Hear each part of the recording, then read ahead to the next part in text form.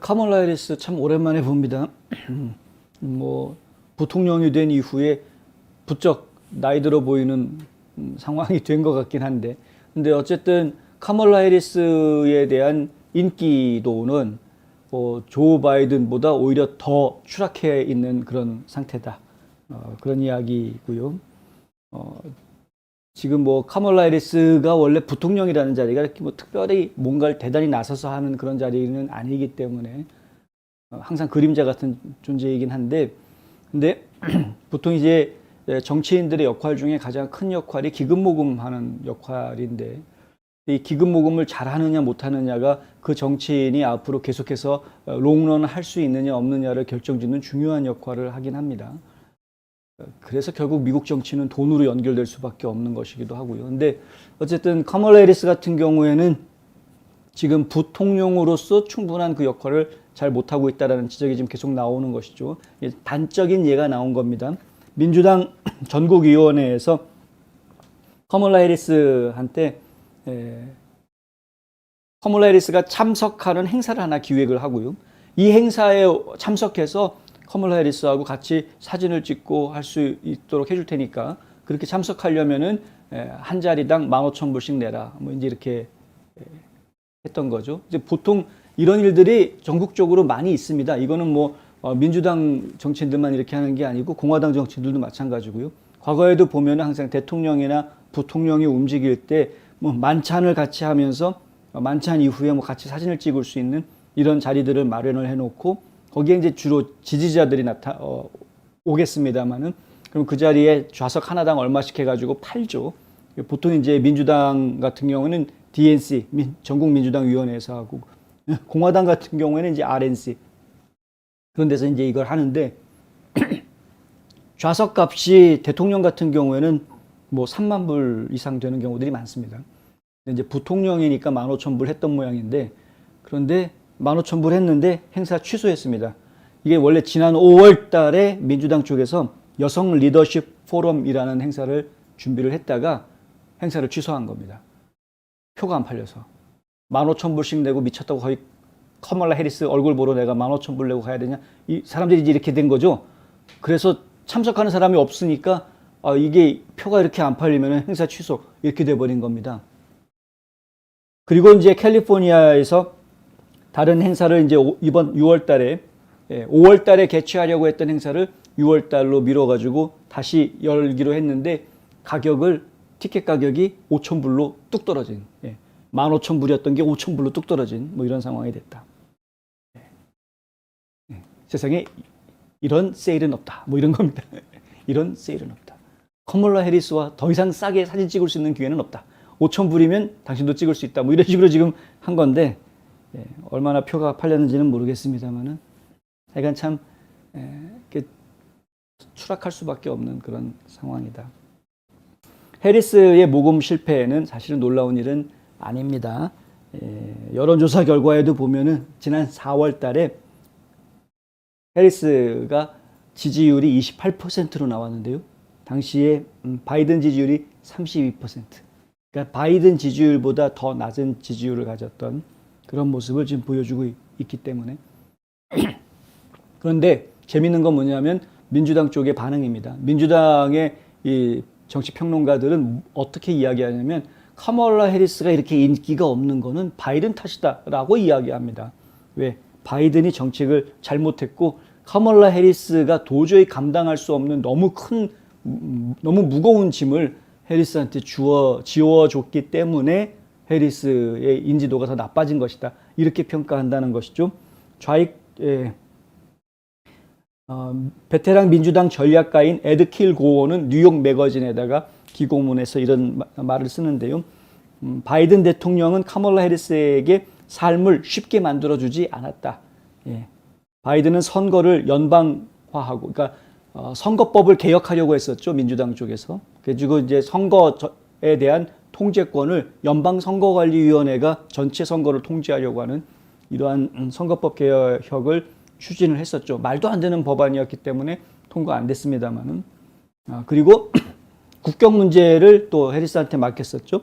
난민들이 이렇게 폭주하는 근본 원인을 해결해라. 그렇게 함으로써 남북 국경을 안전하게 해라라고 해리스한테 임무를 주었는데 해리스가 했던 거는 그냥 이제 뭐 과테말라, 멕시코, 그리고 또 어디였었죠? 온두라스였네요. 하여간 엘살바도르였네요. 어딘가 하여간 3개국을 순회하고 돌아온 게 전부 다였고 가서 했던 거는 do not come, 오지 마세요라고 얘기한 거 말고는 뭐 특별히 다른 게 보이는 게 없었다. 국민들한테 아주 비난을 받을 수밖에 없는 그런 일을 했었고요. 더더군다나 이제 그 기자들이 그 국경에 가본 적 없냐라고 물어봤는데 예전에 기억하시는지 모르겠습니다. 작년 6월입니다. 딱 1년 전에 레스터 홀트라고요. NBC 뉴스 기자가 질문을 합니다. 국경에 가본 적 없냐고. 왜냐하면 국경에서 제발 좀 바이든이 됐던 뭐 해리스가 됐던 와서 좀 현실을 좀 봐라. 여기 국경이 어느 정도로 망가져 있는지 현실을 봐라라고 아우성을 칠 때였는데 바이든이 그러면 국경 차르, 국경 전체를 한번 맡아봐라. 이렇게 책임을 주었었죠. 특사로. 그런데 기자가 국경에 가본 적이 있느냐라고 질문을 했더니 카멀라 해리스 그때만 해도 맨날 웃을 때였습니다. 웃으면서 이렇게 대답하죠. 그리고 나는 유럽에 가본 적도 없어. 그러니까 국경도 안 가봤고 유럽도 안 가봤어 라고 이야기하는 건데 이게 지금 농담할 상황이 아니었는데 농담으로 받아쳤던 것도 이제 지금 상황 파악을 못하고 있었던 것이었고요. 근데 어쨌든 국경에 가보지 않았다라고 대답한 그 문제, 그 얘기를 하면서 또 유럽에도 못 가봤어라는 이야기를 하는 이러한 말들이 결국에는 사람들한테 결코 좋지 않은 인상을 주었다. 킬고어 같은 경우에는 이렇게 이야기합니다.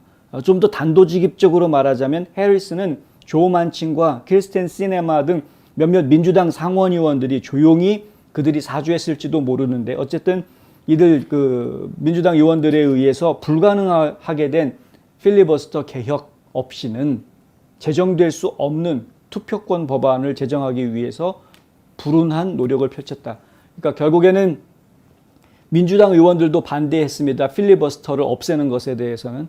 그래서 필리버스터를 없애지 못했고 필리버스터를 없애지 못했으면 60표를 얻어야 하는데 그러면 공화당 쪽에서 적어도 상원의원 10명의 마음을 끌어들여서 우리 투표권 이걸 법안을 통과시키자라고 설득을 시켜야 하는 그런 과제가 주어진 셈인데 이게 굉장히 정치적인 과제였기 때문에 불가능한, 그러니까 거의 불가능한 과제가 주어졌었다. 그러니까 국경 문제도 그랬고 연방 선거법 문제도 그렇고 또 투표권 법도 마찬가지이고 도대체가 지금 뭐 막힐 대로 막혀가지고 어떻게 손쓸 수가 없는 그러한 어려운 과제들을 해리스한테 맡겼기 때문에 해리스로서는 무능력한 인물로 낙인 찍힐 수밖에 없는 이런 상태가 된 것이다. 이게 이제 좌파 평론가들의 분석입니다. 결국은 누가 그걸 다 맡겼느냐? 바이든이 맡긴 거다 이거죠, 바이든이.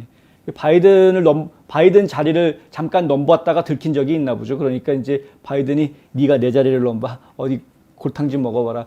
그래서는 말도 안 되는 임무들을 막 주니까 결국은 이제 폭망해버리는 뭐 이런 상황이다. 하지만 그렇다고 해서 무슨 건강상에 무슨 이상이 있기 전에는 부통령을 마음대로 바꿔치기 할 수 있는 상황은 아니었기 때문에 물론 잠깐 해리스를 대법관, 연방 대법관으로 보내고 부통령을 다른 사람으로 바꾸면 안 되느냐 뭐 이런 얘기들이 나온 적이 잠깐 있긴 했었습니다만은 뭐 그냥 그거는 해프닝으로 끝났고요. 그런데 어쨌든 하여간 지금 보면은 조 바이든이 대통령직 자리를 자기가 계속해서 지키려고 굉장히 정치적인 머리를 지금 두뇌 회전을 하고 있는 모습을 보여주는 일종의 한 단면이기도 하다. 뭐 이렇게 이해할 수 있습니다. 해리스의 성공 결여, 이것이 앞으로 민주당한테 어떤 영향을 주게 될지는 모르겠습니다만 적어도 이번 중간선거까지는 굉장히 악재로 작용할 것이다. 바이든도 망하고 해리스도 망했고 민주당은 이번 중간선거에서 도대체가 살아날 기미를 지금 잡지 못하고 있는 것 같다. 다만 이제 전통적으로 민주당이 강세인 각 주들의 지역에서 지역색으로 이것을 극복하는 수밖에는 없는 그런 상황입니다. 지역 주민들의 정서를 10분 활용을 해서 야, 그래도 우리는 좀 더 진보적인 사람들이 더 많이 살고 있는 곳 아니냐라는 지역색으로 이것을 극복해야 되는 그런 상황이 되어져 있는 것인데 이 부분은 공화당 의원들에게 또 굉장히 큰 도전이기도 합니다. 그러니까 예전 여러 차례 저희가 강조하고 있습니다만 지금 미국이 올바른 방향으로 가기 위해서는 보수 정신이 필요하다. 그것이 지금 보수주의가 지금 미국이 필요한 시대 정신이다라는 이야기를 저희가 계속 드리고 있는데 과연 공화당 정치인들은 지역 주민들에게 그것을 얼마만큼 설득시킬 수 있느냐. 지금 우리가 필요한 거는 바로 보수주의가 필요하다라는 이 설득을 과연 주민들에게 어느 정도까지 깊이 들어가서 할 수 있느냐. 이것이 또 하나의 관건이 될 수 있다. 중간 선거는 시간이 지날수록 더 내용이 깊어져 가고 있는데 하여튼 아직 이제 시작이니까 조금씩 더 풀어나가 보도록 하겠습니다.